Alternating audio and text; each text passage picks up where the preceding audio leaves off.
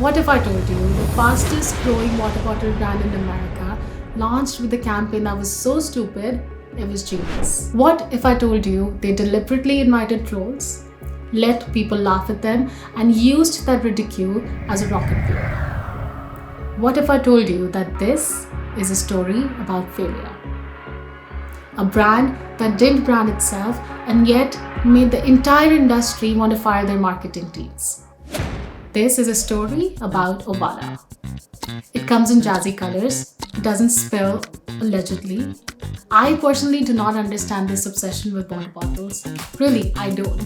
But Emma has 10 of them in different colors around her room as if it's a personality. It almost is. And this, my friends, is Owala's entire marketing strategy in one sentence. But we are going to spend the next 15 minutes really getting into it because the how is where it actually gets insane. Stay till the end because I'm going to tell you exactly what I would do as a marketeer to make Owala not just a trend but a brand that lasts a century. Because right now they're at a risk of becoming the next Stanley, not in a good way. What to expect in this episode? The case study of the genius behind a product where its features become the marketing strategy and how not to fuck it up. Stanley versus Owala, a head-on collision of the two most talked about brands in the reusable bottle space, the Owala's brand flaws that cannot be missed, the lessons that you can steal from Owala's playbook and apply to your own brand, and how Owala can be a legacy brand instead of a brand who rides the trend wave and dies a slow death. My honest and free to take advice. Let's set the scene. The reusable water bottle market is booming. 4.6% CAGR, projected to hit $3.1 billion by 2031. That's not a niche, that is a gold rush. And the house was already full. Hydro Flask had its day in the sun. Remember the Visco Girl era? Yeti had a cult following with the outdoorsy, flannel shirt, I high for fun crowd. And then came Stanley. Stanley, a 110-year-old brand that used to sell to campers and construction workers. Then some women started writing about it in blogs, and Stanley, a very old company, did something rare. It paid attention. It pivoted hard. Pastel shades, quencher cups in a dozen colors, Instagram communities, influencer collabs. It created a cult for water drinkers. A loyalty program for hydration. They tapped into personal expression, nostalgia, style, and suddenly people were not buying a water bottle. They were buying an identity. $70 million in revenue, that's what Stanley was making. Then it hit $750 million in 4 years. Because of a cup that holds water. Their strategy, high demand, low supply, influencer collaborations, celebrities. A Wall Street Journal article about a teenager who owned 37 Stanley cups, each matching her outfit. 37 water bottles, each matching an outfit. I'm not here to judge. I respect the commitment. Truly, I do. So in this market, already dominated, already tribal, already insane, walks Owala in 2020. During a pandemic when the world was quite literally falling apart. And instead of copying the Stanley playbook that was working right in front of them, they threw it in a bin. But before we go to Owala's actual strategy, I need to tell you about their most embarrassing moment. Because this is actually a story about failure, and trust me, the comeback makes it so much better. Act 2, the origin story and the flop. Owala doesn't start with Owala. It starts in a living room in Utah. Kim and Steve Savensi, a couple, built a company called Pro Brands, and their first hit product was the blender bottle. You know it. The gym shaker with the little wire whisk ball inside that makes your protein shake not taste like chalk paste. Shout out to every gym rat watching this. We see you. Now, as they were basking in the blender bottle glory, Steve started getting obsessed. Not with the gym anymore, but with the question, are you a chugger or are you a sipper? This man, in 2013, identified two completely distinct species of water drinkers. straw people, and chug people. And he thought, why should anyone have to choose? So he started obsessing over one bottle that could do both. A dual mechanism lid, a built-in straw, and a wide mouth opening. Flip it one way, sip, tilt it the other, chug. Simple concept. 7 years of prototyping, of testing, of obsessing over cleaning ease and user experience, and whether the lid can be opened single-handedly. This is insane commitment. This is the kind of thing that wins. And it almost did. 2019, they have the product. It's ready in their hands, so they launch it under the Blender Bottle brand. They call it the Blender Bottle Hydration. And Steve Sorensen goes to the store one weekend and he watches and watches and he watches as customer after customer walk past his bottle, his 7 years of work, and pick a competitor's brand. You know why? Because you know what consumers thought when they saw the Blender Bottle Hydration? They thought this is a gym shaker for protein. I don't need a gym shaker. Nobody looked at it and thought, hydration bottle for my lifestyle. The product definitely solved the problem, but the brand did not communicate it. And in marketing, if they can't hear you, it doesn't matter what you're saying. The product flopped. 7 years gone. And this is the lesson that I want every brand owner to tattoo on their forearm. When you think the product is the hero, you forget the consumer.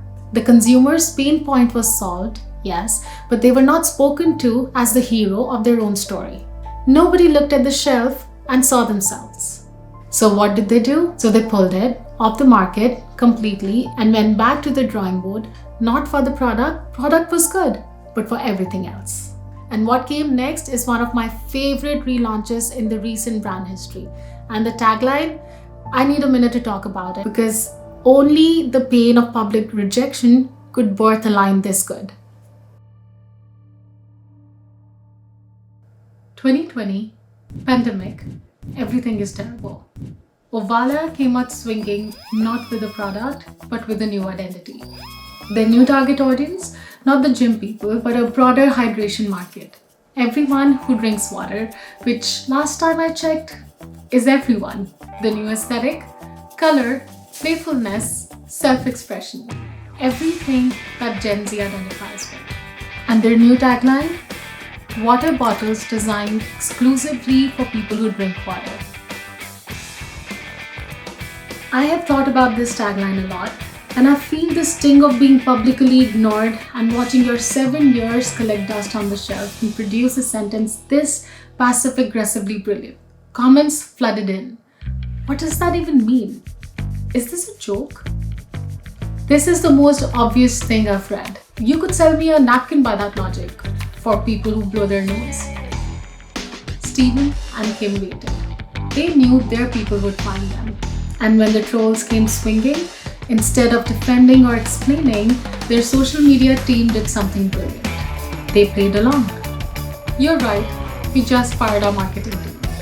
That is an actual response they posted. And suddenly, police fell in love. You're not as mean as you think you are, you know that? And you're not as badass as you think you are. Because there's nothing more disarming than someone who doesn't take themselves too seriously. People stopped reading Owala as a company who's trying to sell them something. They started reading Owala as a bestie with great taste in bottles. Then came the slow burns, COVID lockdowns. The world is collectively losing their minds. And something strange starts happening on TikTok. Nurses, tired, overworked, running on hospital corridor coffee, they are posting videos with their free sip Owala bottles. Not because they were paid to, but because they genuinely liked them. They were not influencers, they were real people in scrubs showing off their bottle that made their 14-hour shift marginally more bearable. And Gen Z, already emotionally fragile and desperately looking for comfort in small places, latched on. @Owala will forever be my favorite emotional support bottle with how cute the designs are and how well it keeps me hydrated. Emotional support bottle. That is not a marketing term. That's someone genuinely in their feelings about a water bottle. And Owala leaned in. They understood they were not selling hydration, they were selling a tiny, colorful, leak-proof piece of joy in a very unjoyful time. Meanwhile, on the product side, they dropped something straight out of the streetwear playbook: color drops. Each new launch, small batches, limited colors, never restocked. Fans setting off alarms. Names like Cotton Candy, Be Mine, Electric Orchid, bottles ending up on eBay for $100, which usually retail for around $35. Owala did not pay for that resale market. Owala did not engineer that frenzy. Their fans did.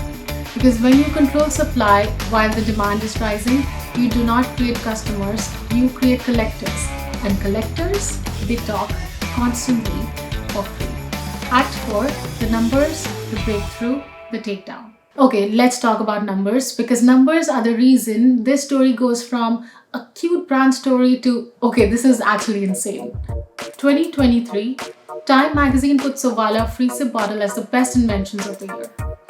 The New York Times calls them the new water bottle king on the horizon.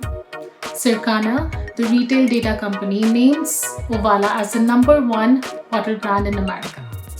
January to August 2024, 400% increased in monthly sales volume, 200% rise in revenue in 8 months. Meanwhile, Stanley's online market share, remember the giant who was at 79%, drops to 43% in the same 8 months. And in 2025, ESP searches for Stanley, industry searches, distribution searches drop 50%, while Owala searches pass them. Their Walmart shelf visibility goes from 62% in 2020 to 92% by 2026. They became the new Stanley without doing a single thing Stanley did. And here's a thing that nobody talks about in marketing textbooks. Owala made you feel like you discovered it. Stanley made you feel like you were being sold to. So yes, Owala won the battle. But are they set up to win this century? I have thoughts. Until then, stay hydrated, preferably from a bottle that doesn't leak.